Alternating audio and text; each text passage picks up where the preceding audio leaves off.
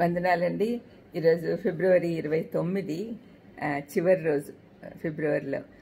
ఇది leap year గుర్తుందనుకుంటా. కొంతమందికి leap year రోజే ఒక్కరోజే బర్త్డే చేసుకుంటారు 4 ఏళ్ళకి ఒకసారి. మరి అటువంటి వాళ్ళు ఎవరైనా ఉంటే హ్యాపీ బర్త్డే. ఈరోజు షారోన్ పుష్పం, సుగంధాన్ని ఇచ్చే పుష్పం గురించి కొన్ని విషయాలు తెలుసుకుందాం. పరమగీతం 2:1 నేను షారోను పొలంలో పూయి పుష్పం వంటిదానను అంటున్నారు.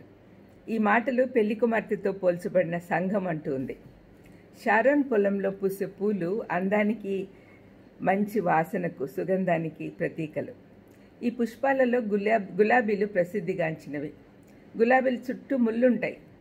గాలికి చెట్టు ఊగినప్పుడు మృదువైన ఆ గులాబీ రేకులకు ముళ్ళు గుచ్చుకొని సువాసన బయటకు వస్తుంది.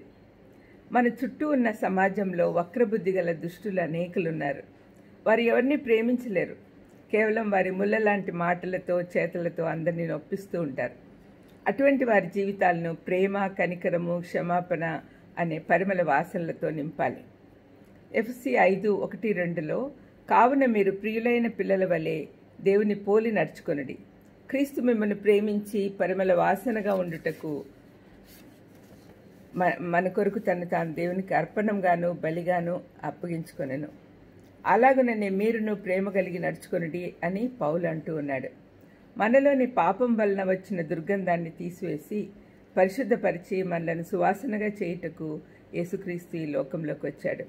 ఈ సత్యం నమ్మిన వారు పౌల్లాగా మేము దేవునికి క్రీస్తు సువాసన అయి ఉన్నామని గర్వంగా చెప్పచ్చు.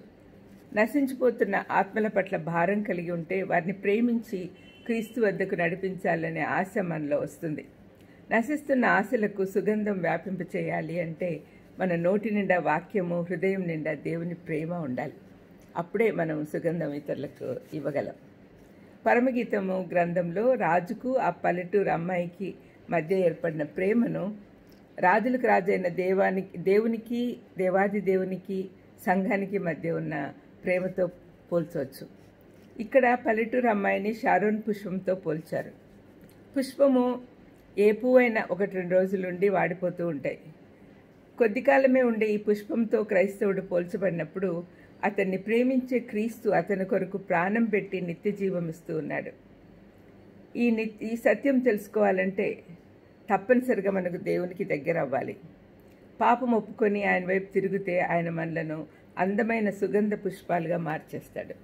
మనము సంఘాలలో, సమాజంలో, మన కుటుంబంలో, మనం ఎక్కడికి వెళ్ళినా కూడా అందరికీ సుగంధం, మంచి వాసన ఇచ్చే పుష్పాలుగా ఉండాలి. అప్పుడే మనం దేవుని ప్రేమని ఇతరులతో పంచుకోగలం. దుర్వాసన వచ్చే దగ్గరికి ఎవరు రారండి. అందుకనే మనము దేవుని సువాసనలుగా ఉండాలని ప్రభు నామంన మిమ్మల్ని అందరినీ కోరుతున్నాను. దానికి కావాల్సిన శక్తి ఇవ్వమని దేవుడిని అడుగుదాం. దయామైడా, షారోను పుష్పం వలె మేము సుగంధాన్ని ఇచ్చే పుష్పాలుగా ఉండేటట్టు ఆశీర్వదించమని యేసుక్రీస్తు నామమున వేడుకొంచున్నాను తండ్రి. ఆమేన్. God bless you.